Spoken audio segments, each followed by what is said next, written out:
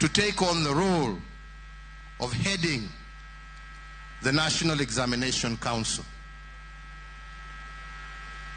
And under his leadership, at that time, together with Professor Matiang'i, they saw the eradication of cheating in our national exams.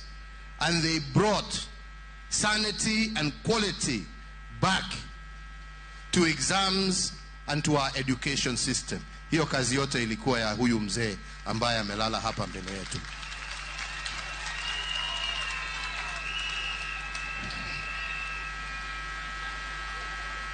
As if that was not enough, we continued to work together. When I appointed him as the Cabinet Secretary for Education.